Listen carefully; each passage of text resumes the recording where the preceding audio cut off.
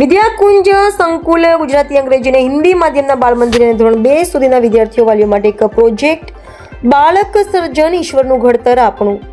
આપણે જાણીએ છીએ કે બાળકની પ્રથમ પાઠશાળા ઘર છે. બાળકને પ્રવૃત્તિ દ્વારા પોતાનું કામ પોતે કરે તે રીતે ગુરુકુળ પદ્ધતિથી શિક્ષણ વાર્તા અને કલ્પનાની દુનિયામાં વિહાર સાથે ઘર શેરીની રમતો, ઘર સભા અને ઘરમાં ધાર્મિક આધ્યાત્મિક જ્ઞાનનું સિંચન ખૂબ જ જરૂરી છે. આ વાતને પ્રાયોગિક રીતે સમજણ આપતો પ્રોજેક્ટ વિદ્યાકુંજના શિક્ષક મિત્રો અને બાળકોએ પ્રસ્તુત કર્યો. આ પ્રોજેક્ટમાં કુલ 9 વિભાગમાં 250 જેટલા બાળકોએ ભાગ લીધો. વિદ્યાકુંજ અને નવી શિક્ષણ નીતિની સામ્યતા પણ પ્રસ્તુત કરવામાં આવી. વિશેષમાં પ્રત્યેક ઘરમાં ધાર્મિક આધ્યાત્મિક વાર્તા ગીતના પુસ્તકો હોવા જોઈએ.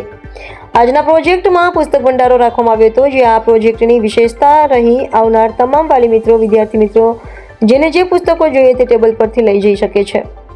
પ્રોજેક્ટના ઉદ્ઘાટનમાં વિદ્યાકુંજ સંકુલના મેનેજિંગ શ્રી જયંતિભાઈ પટેલ, મુખ્ય મહેમાન શ્રી પ્રકાશભાઈ પરમાર તથા જિગ્નેશભાઈ માંગુકિયા ઉપસ્થિત રહ્યા હતા.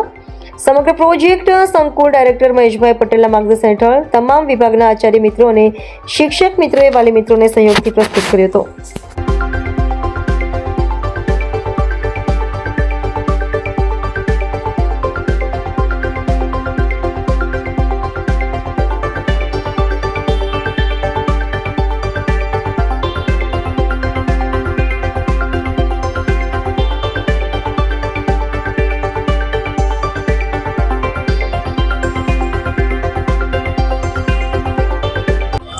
મહેશભાઈ પટેલ, વિદ્યાકુંજ સંકુલ નિયામક.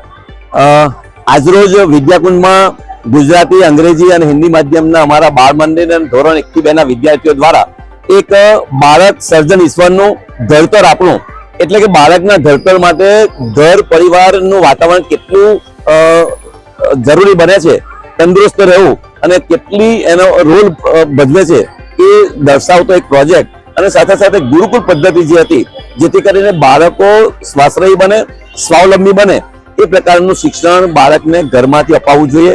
એવો સુંદર પ્રોજેક્ટ આજે પ્રસ્તુત કર્યો છે. નવી શિક્ષણ નીતિ જે છે એ શું કહે છે અને વિદ્યાકુંજની શિક્ષણ નીતિ શું છે, અત્યારની પદ્ધતિ શું છે એ પણ અમે પ્રદર્શિત કરી છે. બાળકોને ગમતી પરીઓની વાતો, પરીઓનો દેશ, બાળકોને ગમતા ચાંદ, તારા અને અનેક એવા પ્રાણીઓની વાર્તાઓ, પક્ષીઓની વાર્તાઓ એને લગતા પણ પ્રોજેક્ટ અમે મૂક્યા છે. સાથે સાથે રમકડાની દુનિયા, બાળકો ઘરમાં સામાન્ય વસ્તુઓ ભેગી કરીને પણ રમત રમતા હોય છે અને રમકડું બનાવતા હોય છે.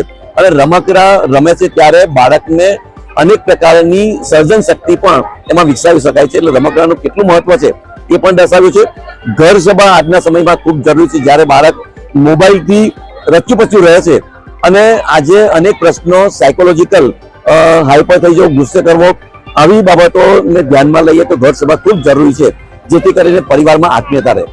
ધાર્મિકતા પણ એટલી જ જરૂરી છે. અમે એ પણ પ્રોજેક્ટ મૂક્યો છે કે ધર્મનું જ્ઞાન પણ વિદ્યાર્થીને, બાળકને આપવું જોઈએ અને પરિવારની સૌથી વિશેષ જવાબદારી છે. એની સાથે ઘરની રમતો, જે સામાન્ય વસ્તુઓથી બાળક રમતું હોય છે, તે વસ્તુઓનું કેટલું જ્ઞાન અને સર્જનતા બાળકમાં લાવે છે. શેરીઓની રમત જે ભૂલાઈ ગઈ છે, જૂની રમતો, એને પણ યાદ કરાવી છે. અને એક સરસ મજાનો અમે અહીંયા જ્ઞાન વહેંચવા માટેનો એક પ્રયત્ન કર્યો છે કે આજે જે પુસ્તકો મૂક્યા છે, પુસ્તક ભંડારો અમે લખ્યું છે.